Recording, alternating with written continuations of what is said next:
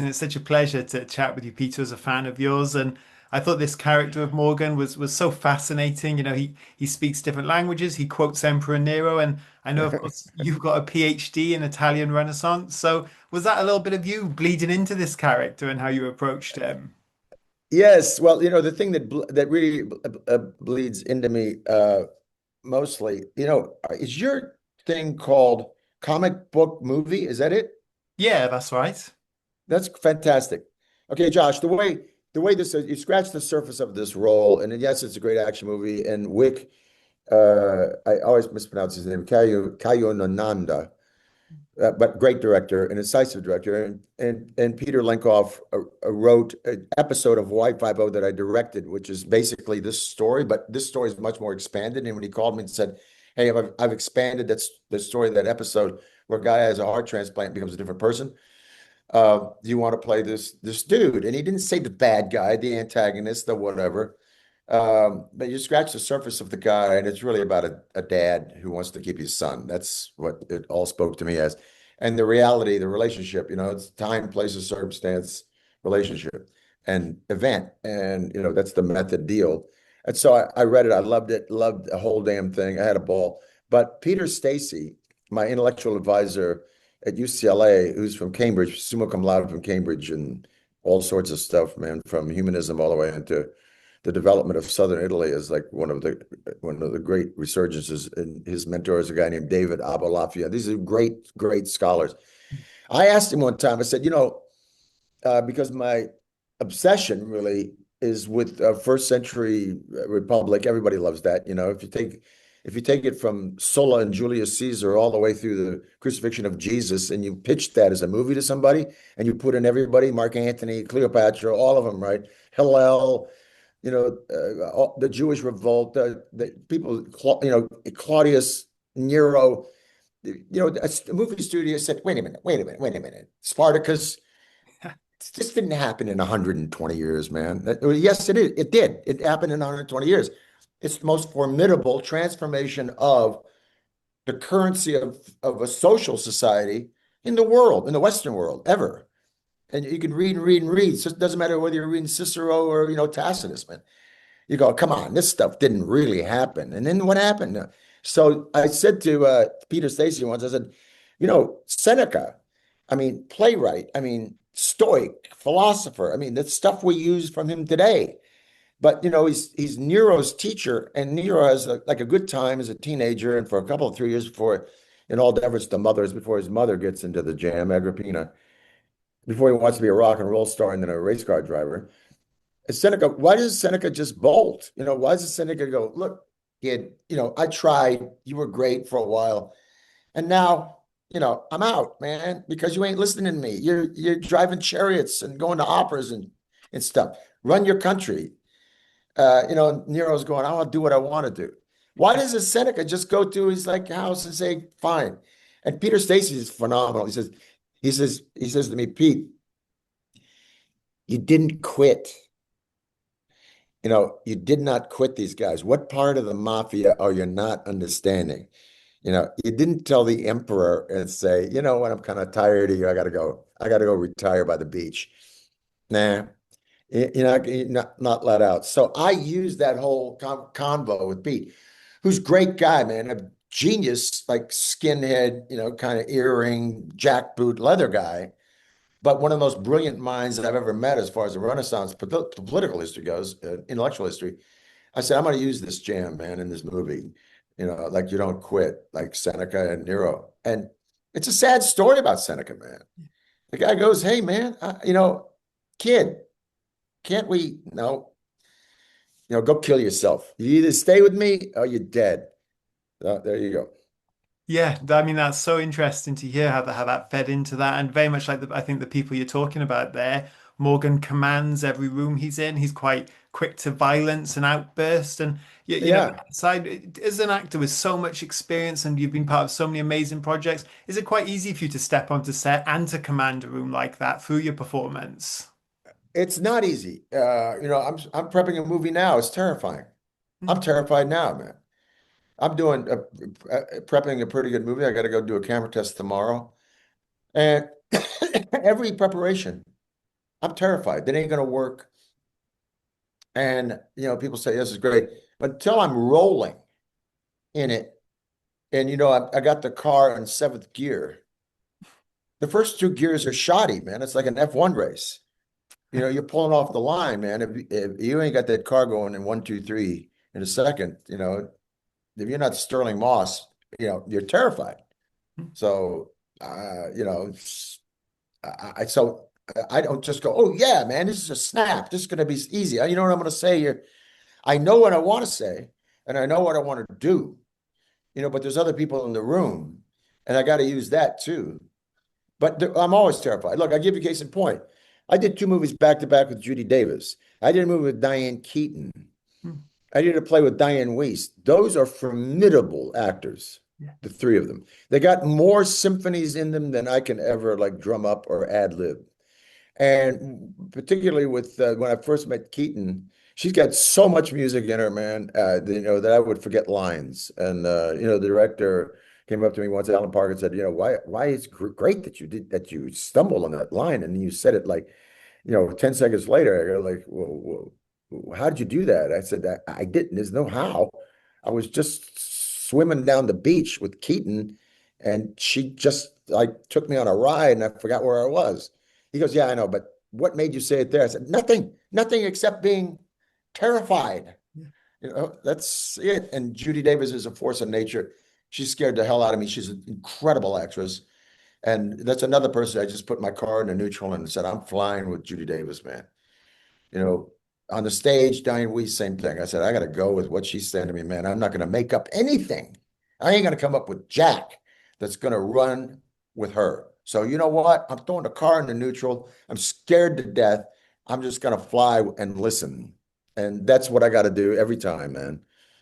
Yeah, that's interesting actually, because I spoke to Jack last week, your co-star, and I think he felt very much the same way working with you. He said that he Oh, saw, he did? yeah, seen you as a mentor and someone with this amazing history of incredible performances. But to work with Jack and to explore that relationship, there's some manipulation in there. He's like a mentor to Bang, a Yeah. little bit of father son. How fascinating was it for you to really delve into that with Jack and explore that kind of back and forth?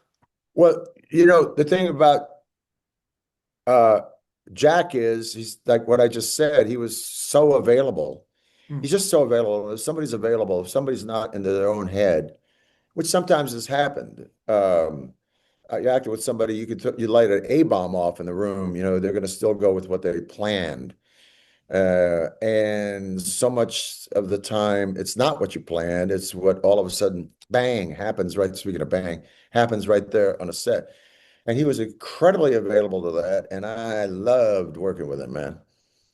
yeah, and at the same time, of course, working with Steve, obviously they are father and son, and that's another very complex kind of relationship and the way he views his son. We see he has some love for him as well, but there's this conflict at the heart of that. That must have been quite an interesting thing to explore as well, in contrast to what happens with Bang. Yeah. Uh, I just, all I can do is is look, the guy doesn't want underneath it all, doesn't want his son leaving him. Yeah, And that's aside from his biological connections, bang, Jack is my son. So that's the driving force. What's in the way of that?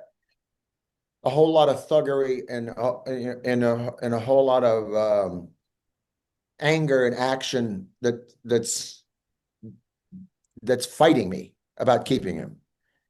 Goodness, and goodness doesn't work with my character. So I've got to hang on to him at any costs. Yes, I can't remember it scene by scene, yeah, but all I remember is that of the breakdown of it, or what I was doing was beat by beat, assimilating all the energy I could and attack mode to keep him in the fold.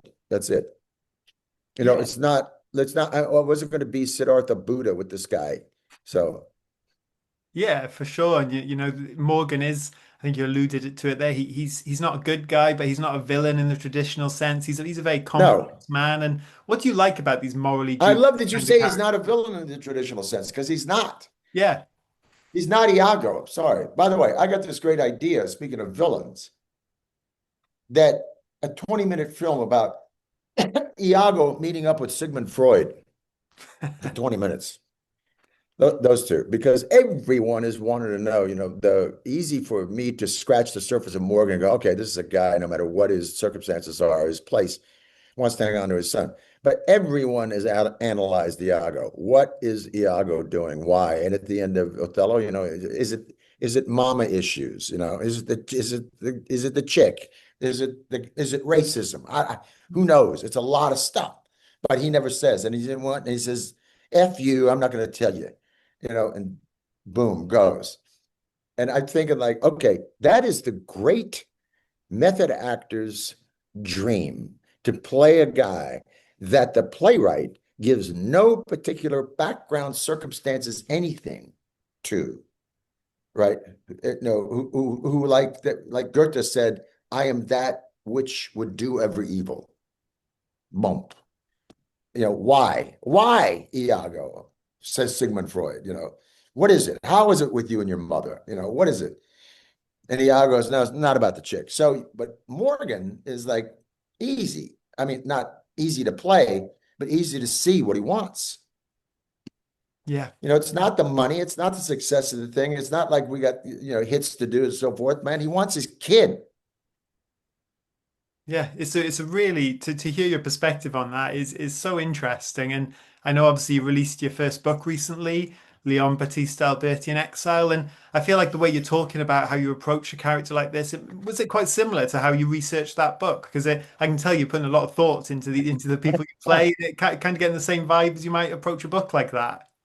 Yes, look, here's the book. It's Ah, Leon Battista Alberti in Exile, Cambridge University Press. You know that, started by Henry VIII mm, in 1536, the very first civic press. He wanted to get the press out of the hands of the church, essentially. And there's the QR code that somebody can see. yeah, And it's Cambridge. It's Cambridge hoity-toity University Press. I must say they were great. But my particular deal is that I came to it lately. I was Johnny come lately to the Renaissance and to art altogether. Movies got me into it. But in short order, I was taking a very hip master's class at Syracuse University, maybe the best ever. You do basically the entire master's degree in Florence, where you have to teach undergrads and so forth. You have to know what the hell you're looking at and what you're doing. I did not know what I was looking at and what I was doing. So I was auditing undergrad class in the morning and then taking this master's class master's class in the afternoon. It almost broke me. I wanted to leave after 3 weeks, man. Plus, which academia has no social skills at all. These people are like hammered shut. I say these people, there's a couple of them that are great. But in any case, this guy, the most famous Renaissance guy ever, a polymath, poet, painter, architect, everything, was in exile, and he came back to Florence after the exile with the papacy, and people said, "Oh man, he came back to Florence, and he saw Donatello and a couple other guys, and he wrote this book." And I go, "Nah, that's nonsense, man." I walked around asking tons of people, "Come on, this guy was studied in the greatest humanist, pre-Latin advanced high school in the world, which is actually a college in Padua. Padua's got Giotto. Giotto's the beginning of all of early modern art, all the way through Rembrandt, Rothko, Picasso, anybody want, Frankenthaler. Everybody looks back to Giotto. The one name you cannot impugn is that guy. And he's like there for 8 years looking at this guy. Then he goes to Bologna and he's got stuff to do. Then he goes to Rome and he probably sees Donatello in Rome right before you. Come on, you guys, what is going on here, man? This guy did not come to Florence and write a book in 8 months. And all these scholars that I said, yeah, we know, we know, we know. But I said, well, why don't you teach it? They go, well, it's just sort of been the status quo to teach Florence. And Florence is like a serpent eating its tail. You ask any Florentine, where did this begin? Here. And wait a minute, Dante left here, man. Dante went to Ravenna and Padua, by the way. So you can't claim Dante anymore. So why are you claiming all this other stuff? Well, the Ninja Turtles are here, man. Raphael, Michelangelo, Leonardo. Come on, what are we going to teach?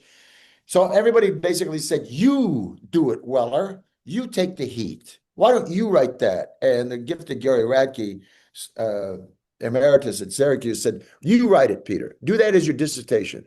Alberti in exile. What did he see when he was in exile? What did he study when in his exile? We all kind of know, but why don't you punch us all in the face with this thing? So I did. And then I turned it into a book because a great woman who's now on a sabbatical, she's an emeritus now from UCLA, but she's at Oxford, who I just saw in London, Charlene Villa Senior Black. Dr. Black said, Peter, you got to turn this into a book. You got to turn it into a book, man. Like you can't just sit around and you got great dissertations, controversial as hell. Everybody's reading it. Turn the thing into a book. So I pitched it to Cambridge. I said, Cambridge ain't gonna do this. Cambridge, I'm throwing a hand grenade at English scholarship here, man. And Pete Stacy, my same guy, this guy is brilliant, uh, summa cum laude, my intellectual advisor, says, yeah, throw it at Cambridge. Cambridge will probably go for it. You know why? Because essentially, just like Henry VIII was throwing a hand grenade at Oxford, you're throwing a hand grenade at Oxford. So, okay. So Cambridge jumped on it, and the rest is history, man. Oh, I love this competition between Cambridge and Oxford, man. Harvard and Yale think they got something, man. University of Oklahoma and UT, you got think they got something? No. You got to go back to Cambridge and Oxford, man. That jam is fantastic. Yeah, well, congratulations to you on that one, Peter, because that is an amazing achievement. And then the polar opposite of that, just a final question for you while I've got you. I loved seeing you come back for the RoboCop Rogue City game last year. I thought it was awesome Yeah. to hear you back as that character. What does it mean to you to still get the love from fans? They want to see you back in that role, whether it's video games, TV shows, movies. Just what does that mean to you at this point in your career? You've obviously done so many amazing films and TV shows, but that's the one that people obviously have so much love for as well. It's only with some years go by, I get two facts about this. I read once that Dean Martin said, the best thing I did was join Jerry Lewis, and the best thing I did was leave Jerry Lewis. So the best thing I did was do RoboCop, and the second best thing I left RoboCop to do Naked Lunch. But then after perspective and time goes by, and you see a movie that you did that lives and lives and lives, and maybe Bogart said you're lucky if you make three. Bogart probably made about eight or nine. And maybe I made three that'll outlive me, but the questions that I get asked, not just that, it's great that Rogue City ignites the RoboCop ideal again, because if it makes them go see the film, which will live on and on and on, because it is Verhoeven combed it and beat it up about resurrection, about its theme of, and a second theme of loss of identity, loss of family, the tragedy of being ripped off, not about goods, but about who you are. Yeah. Those two things. And the third thing is the backstory, the opera going on, is Reaganomics, whether or not Reagan did some good things or bad things. That whole idea of privatizing everything, such as that money can run, it's back to the OSS and MI6 and MI5 and CIA. That wasn't created for espionage. Yeah, it was. But what the Dulles brothers wanted was capitalism, Yeah. was to run capital. It was a democracy everybody was after. It was to run the money, man. And so that theme that permeates RoboCop, people bring up again and again and again. So the thing that I'm grateful for about seeing Rogue City, okay, that's a game, right? Good guys, bad guys, so forth. But it gets people going back to see the movie. And when people go back and see the movie after, 30 years or whatever, they get out of it those themes of resurrection, of family, of loss, right? Of economics, not just the shoot 'em up, Yeah. not just the laughs, which is great, which is what makes it entertaining, not just the games, but the themes of it, then I'm pleased as punch. Now, I couldn't say that about 25 years ago. I could care less. I was just moving on. But now when it comes back to me at a Comic-Con or some place or interview, or some wonderful person or director or actor walks up to me that I admire and says, that movie stays with me, it stays with me. I'm grateful for it. I'm really grateful for it. So best thing I did was do RoboCop. Second best thing was leave RoboCop and do Naked Lunch, which I'm forever proud about, and a great experience with Cronenberg. But the third thing of all is that I go back and say, wow, I'm so thrilled I got to be part of a movie that is that resilient to this day. Yeah, well, so thanks to you, Peter. I think it's a real timeless classic, and I'm sure people are gonna watch Bang and have an absolute blast with it as well. So thank you so Bang much. was a gas, man. I appreciate you interviewing about Bang. It's one of the great times I ever had. Oh, I'm so pleased to hear it, and thank you so much for your thoughtful answers because it's been so fascinating to listen to you. I could do it all day. Thanks, Peter. Thanks, Josh. You have a great day. Such a pleasure to meet you. Thank you. Pleasure to meet you too.